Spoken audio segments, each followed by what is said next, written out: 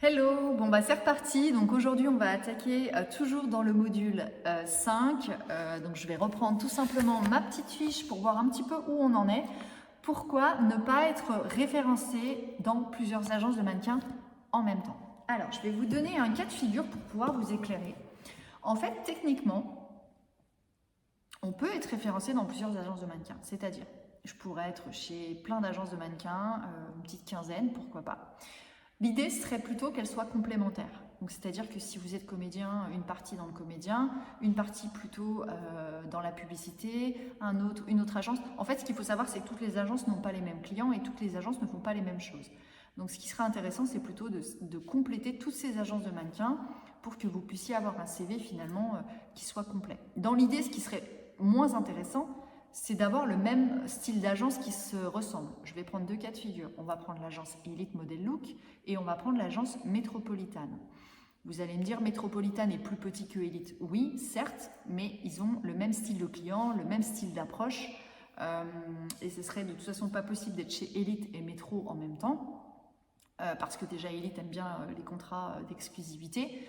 Et en général, ils verrouillent assez bien. Donc en général, on a plutôt Métropolitaine qui vient se servir chez Elite pour récupérer les petits bijoux que Elite ne veut plus parce qu'ils ont vu d'autres petits bijoux plus intéressants. C'est plutôt comme ça que ça marche. Donc en fait, en cas de figure, je dirais que c'est possible et pas possible. Vous avez compris. Si elles se complètent, je dirais OK pour être dans plusieurs agences en même temps si elles se complètent. Si en revanche, elles ont le même style de configuration et de clients, je vous déconseille fortement d'être dans les mêmes agences. C'est vraiment même pas du tout considéré. On va prendre un autre cas de figure. Si vous étiez dans plusieurs agences de mannequins qui se ressemblent avec les mêmes styles de clients, vous avez un casting demain, on va prendre un casting pour Jean-Paul Gaultier.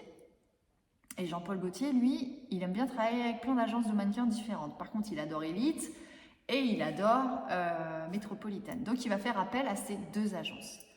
Moi, mon profil, ça tombe bien, il est référencé chez Elite et chez Métropolitaine. Jean-Paul Gaultier me dit, je veux voir ce visage. Donc, je vous disais à l'instant, si j'étais donc mannequin chez Métropolitaine et donc chez Elite Model Look en même temps et que j'avais l'honneur de rencontrer donc Jean-Paul Gaultier, et que donc Jean-Paul Gaultier vient me voir et tout d'un coup me dit « Ok, je veux ce profil ». Bah, on va avoir un sérieux problème parce que du coup, je suis représentée par Métropolitaine et par Elite. Comment est-ce que je vais choisir mon contrat? Alors là, la question, elle ne se pose pas en France. En Belgique, par exemple, on a le droit de représenter autant d'agences qu'on veut et c'est même encore mieux parce que chaque casting, on peut être représenté par nos propres agences. Elles peuvent être mises en concurrence. En France, c'est totalement illégal. Il y a vraiment des règles de base. C'est pour ça qu'on évite d'être dans deux agences qui se ressemblent pour justement éviter ce genre de problématique. Alors, dans la suite logique des choses, vous auriez dû accepter le casting uniquement de la part d'Elite et quand Métropolitaine vous aurait averti du même casting, si vous êtes un minimum intelligent, vous auriez dit « je n'y vais pas ».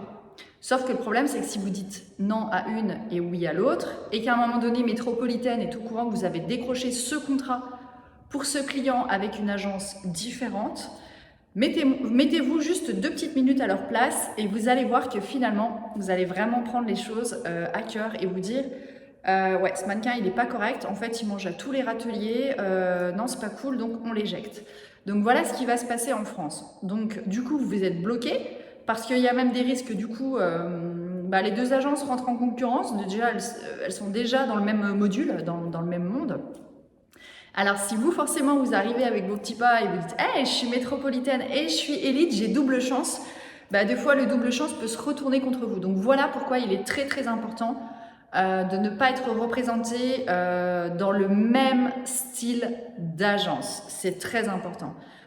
Essayez plutôt la complémentarité et des segments différents, comme je vous l'ai expliqué au tout début de la vidéo, avec des agences qui sont totalement différentes, c'est-à-dire une agence artistique pour l'univers du comédien, une agence artistique plutôt pour la figuration, une agence pour la publicité, une agence spécialisée dans l'univers commercial, e-shop, mode, et une agence éventuellement défilé, podium, etc. C'est vraiment important. Moi, je sais qu'à l'époque, elles étaient toutes complémentaires et donc je ne mettais personne en concurrence. Alors, pensez vraiment à ça parce que demain, si vous avez un profil qui passe partout, vous allez demander un petit peu partout. Donc soyez vraiment vigilants par rapport à ça. Les agences détestent ça. Je vais vous donner un cas de figure pour les enfants. Par exemple, un enfant qui serait représenté par 4 ou 5 agences de mannequins enfants et qui serait demandé en exclusivité totale dans une. À partir du moment où elle va être demandée en exclusivité totale dans une, d'ailleurs, les agences vont vous poser la question, est-ce que vous avez déjà signé des contrats en agence, chez qui, et est-ce que vous êtes en exclusivité? Si par exemple l'enfant est en exclusivité dans une agence de mannequins pour enfants, là bizarrement toutes celles qui sont autour vont vous dire bah nous on préfère pas prendre votre petit parce qu'il est déjà en contrat d'exclusivité et ça va contre nos clauses. De plus, l'agence dans laquelle il est référencé est trop commune par rapport à nos clients et en plus de ça elle est à 4 pâtés de maison de chez nous, donc en plus elle est pas très loin, donc c'est juste pas possible pour nous. Voilà. Donc, dans l'hypothèse où, avec cette agence, ça ne marcherait pas, n'hésitez pas à revenir vers nous dans un an et on vous fera signer un contrat d'exclusivité. Ça, c'est possible aussi. C'est pas parce que vous êtes dans une agence que ça tourne.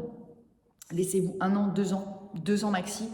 Franchement, entre nous, si au bout de 2 ans, vous voyez qu'il n'y a pas de résultat et qu'il n'y a pas de... Alors, quand je dis il n'y a pas de résultat, attention, je ne parle pas d'un résultat réel. C'est-à-dire que si on ne vous a jamais envoyé sur des castings, si on ne vous appelle pas, si vous passez votre temps à leur envoyer des photos tout le temps, de nouvelles photos, vous mettez toujours à jour vos profils. Franchement, l'agence, elle ne vous appelle jamais.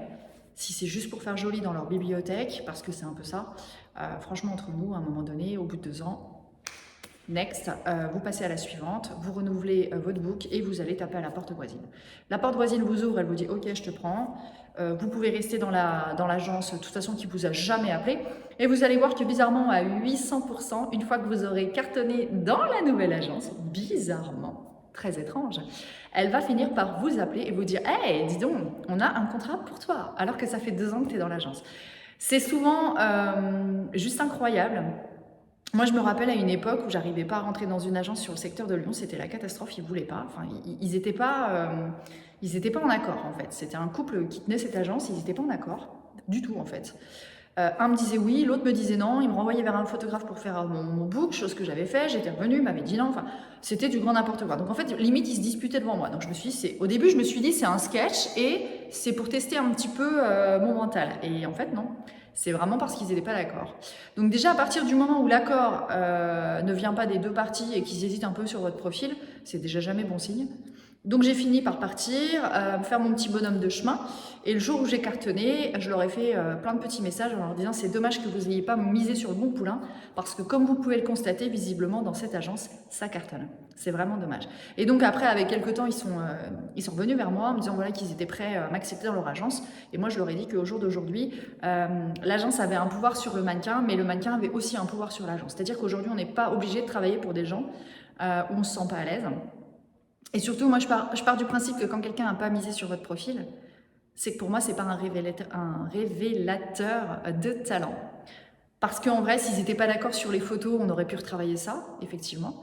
Mais le fait qu'ils hésitent comme ça, pourquoi maintenant ils m'appelaient? Enfin, ça n'avait aucun sens. Donc, soyez clair avec votre profil, avec votre image. N'hésitez pas à sélectionner vos agences et évitez de les mettre en concurrence, en tout cas pour la France. Voilà, soyez intelligents sur le pilotage des castings et des agences. Voilà. On continue, j'espère que ce cours vous a plu. En tout cas, c'est sûr qu'à mon avis, vous voyez déjà beaucoup plus clair parce que c'est vrai, quand on met un pied dans le mannequinat, on comprend déjà pas comment marche une agence, alors plusieurs, c'est catastrophique. On ne comprend pas comment se positionner sur des castings. Enfin, il y a beaucoup de choses qu'on ne comprend pas.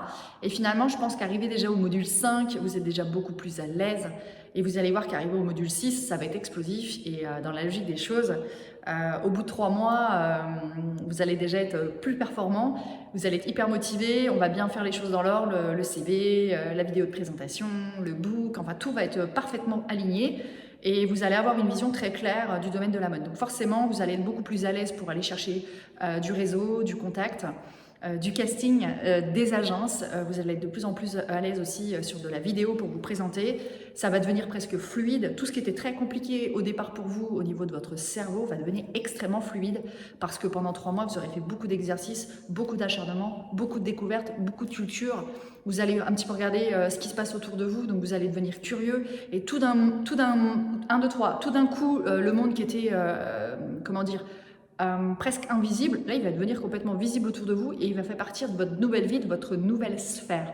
Donc là, on est bon parce qu'on devient le statut de mannequin invisible à celui de mannequin visible. Parce que là, vous avez complètement compris comment ça se déroulait, comment ça se passait, quelles sont les étapes, les choses à faire, les choses à ne pas faire, et encore, on n'a pas encore été dans le détail.